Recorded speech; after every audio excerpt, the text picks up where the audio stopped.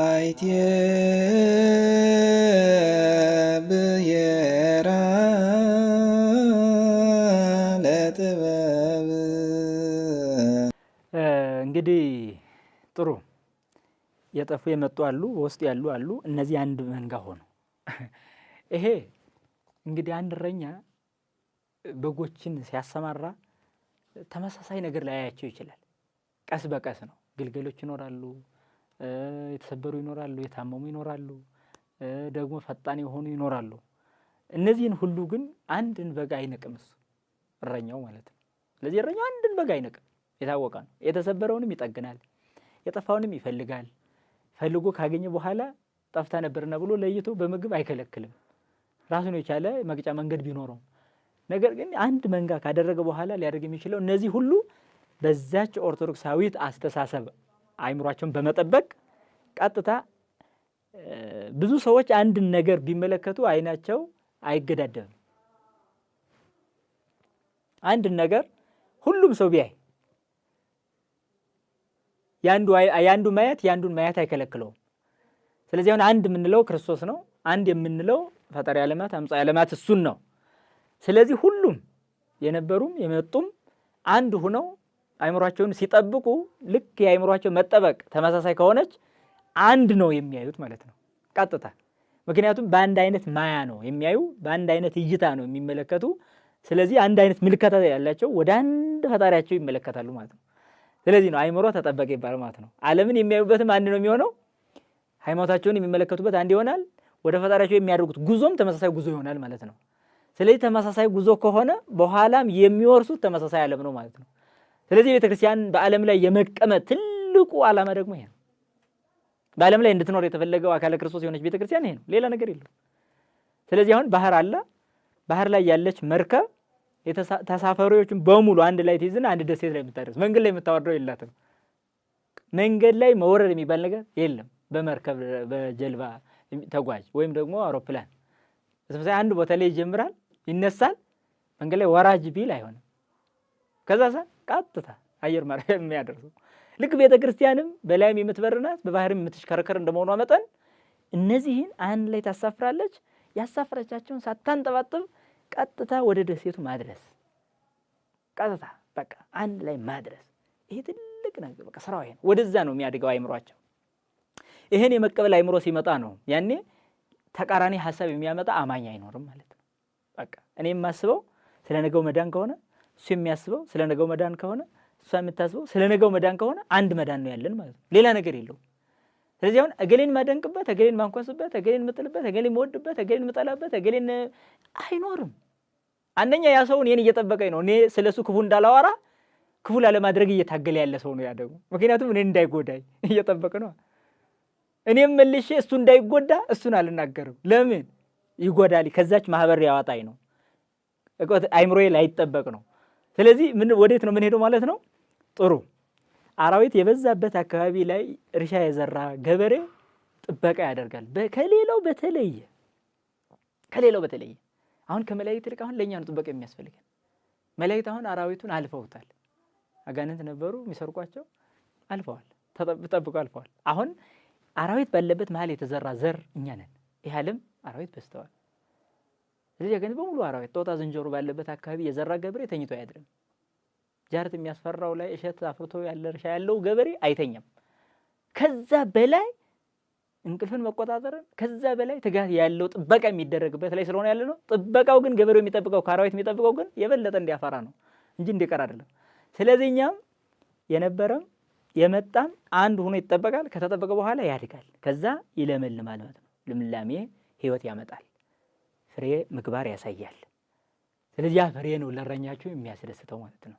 ለዚህ ነው በሉቃስ ወንጌል ላይ የተቀመጠው ዘንድሮን ተዋት የተባለው የመላኩ ጥያቄም በቃ ልቁረስ ስላለ አላፈራ ስላለ አንተ ተጠብቆ ማያፈራ መሆን አይችልም።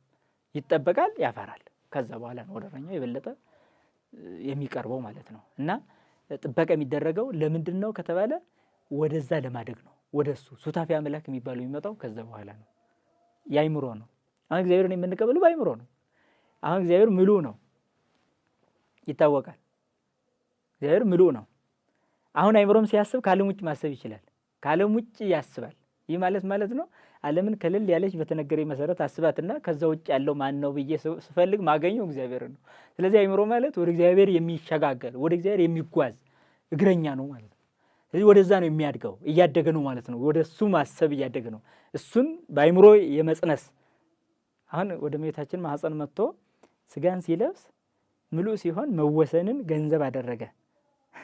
በጣም የሚገርም እኮ ነው።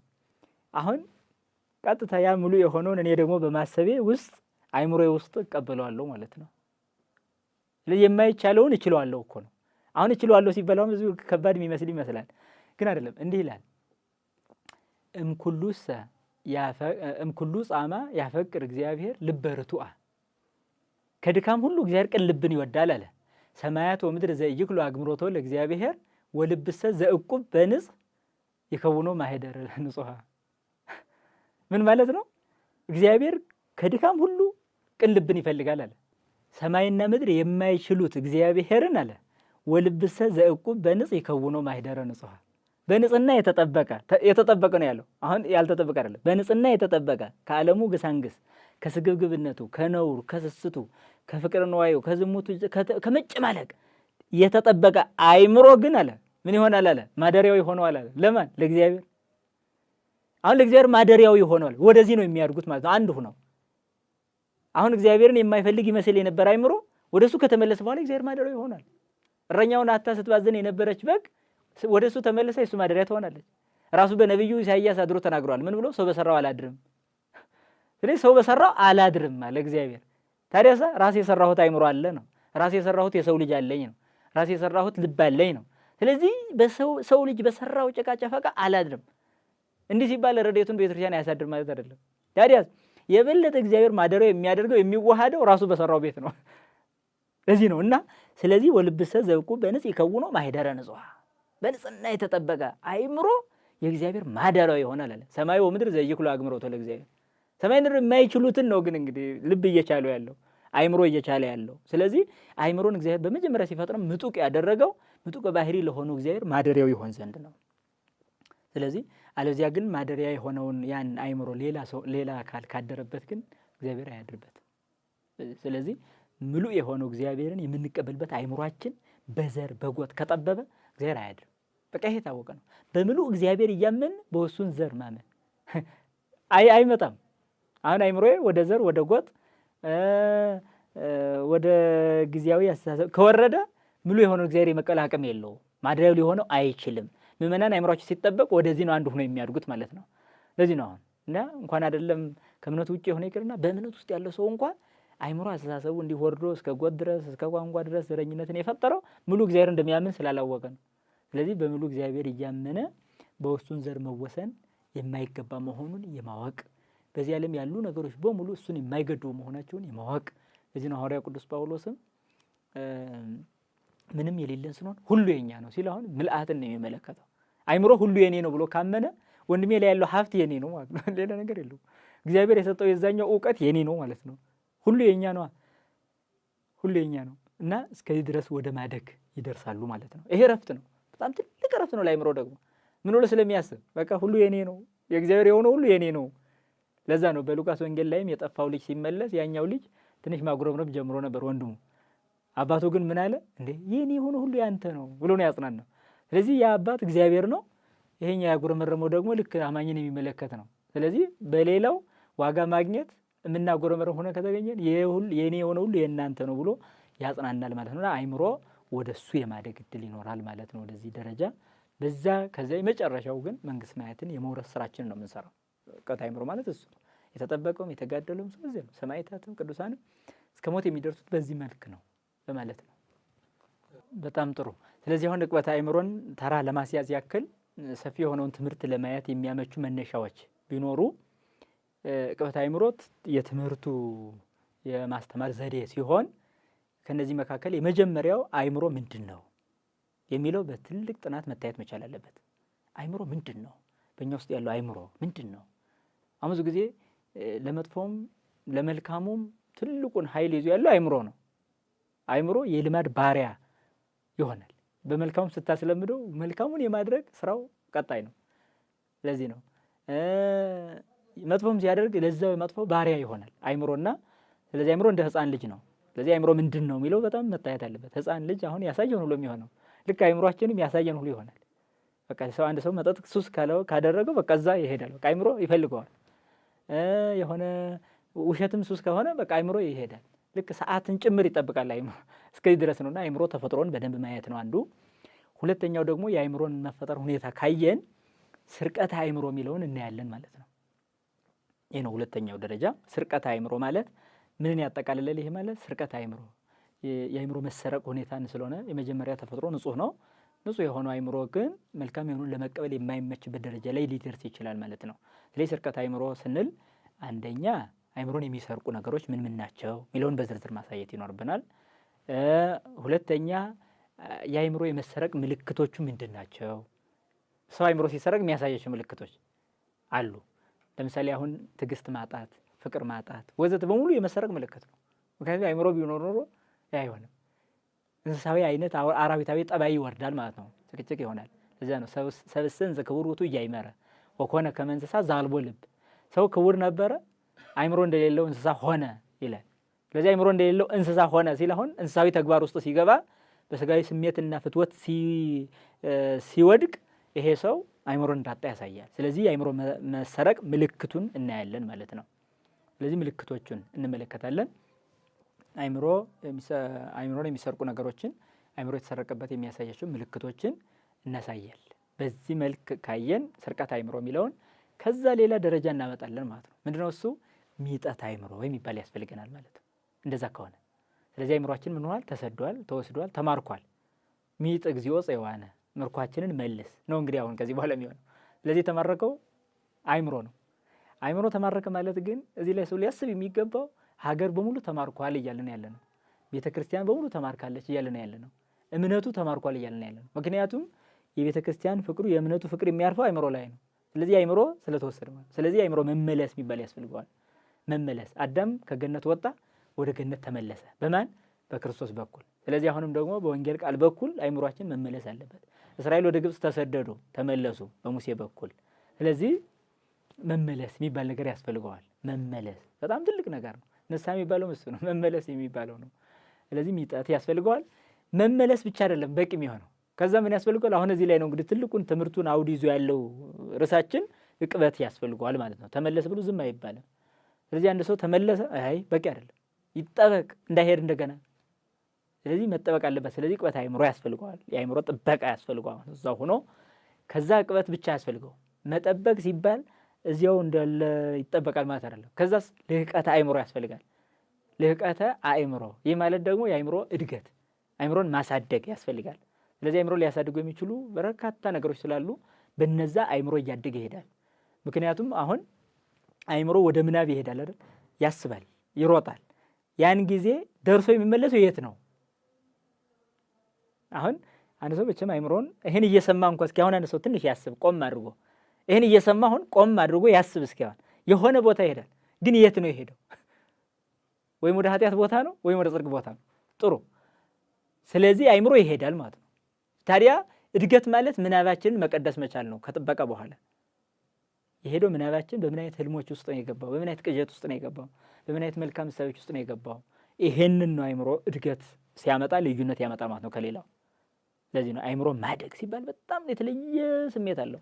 የተለየ መንፈስን የመቃኘት ኃይል አለው እና መንፈሳዊ በሆኑ ጉዳዮች ላይ ትልቅ ቦታ ያለው ይሆናል ማለት ነው። እድገት ሲመጣ መጠበቁ ብቻ አይደለም። ጠብቄ ወደዚህም እንዳይሄድ ወደዚህም እንዳይሄድ የሚባል አይምሮ የለም። እንዲያድግ ነው የተጠበቀውና እሱን ነው። ከዛ እድገት ብቻ ያስፈልገው። ከዛ ምን ሊያስፈልገው ይችላል? ምጥቀት ያስፈልገዋል። ምጥቀት ያስፈልገዋል።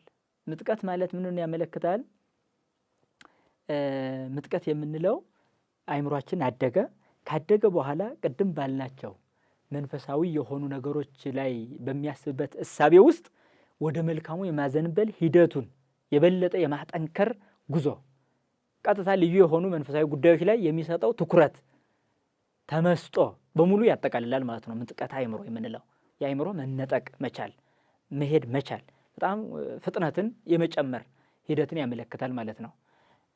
እንደዚያ ብለን ለአይምሮአችን ከመጠቀ በኋላ ከዚያ በኋላ ነው እንግዲህ አቅም ኖሮት የሌላውንም የማምጣት ወደ ላይኛው ዓለም የበለጠ የመሄድ የመድረስ የሚባለውን ነገር የሚያመጣው ማለት ነው። አሁን ብዙ ጊዜ ድርሳን የምንላቸው የቅዱሳን መጻሕፍቶች ወደዚህ ደረጃ ከመጥቀት በኋላ የሚመጡ ናቸው። ከመጠቁ በኋላ ነው መድረስ የሚባለውን የሚመጣው። እንግዲህ እግዚአብሔር የተናገራቸው አሉ።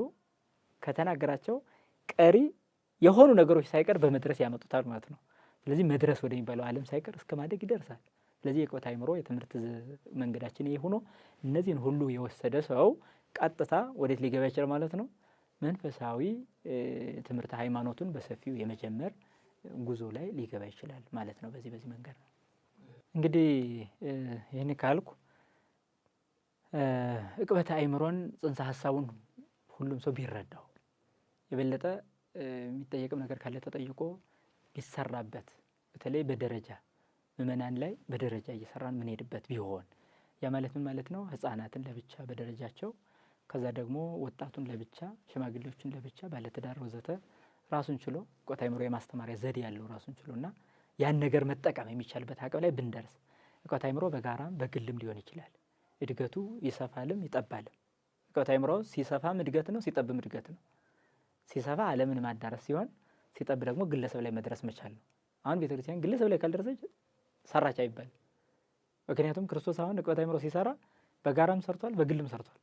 አሁን በጋራ ማለት 5 ገበያ ያህል ሰው ይከተላል፣ እዛ ላይ ያወራል። ያ ዕቅበተ አእምሮ ነው። እያንዳንዱ አእምሮ ብፁዓን ነዳያን በመንፈስ ሲል አሁን ልክ በመንፈሳቸው ያለውን ነገር ያስተምራል። በግል ሲባል ደግሞ ሳምራዊቷ ሀዳር ላይ የአእምሮዋ ጠብቆላታል። ምክንያቱም እሷ በጣም የተቸገረችና ያዘነች ሰው ሁሉ ጭር ባለ ሰዓት ውሃ ልትቀዳ የመጣች በጣም የተጎዳች ሴት ናት። ግን አእምሮዋን ጠብቆላታል። ቀጥታ የህይወት ትምህርት ሰጥቶ ማለት ነው።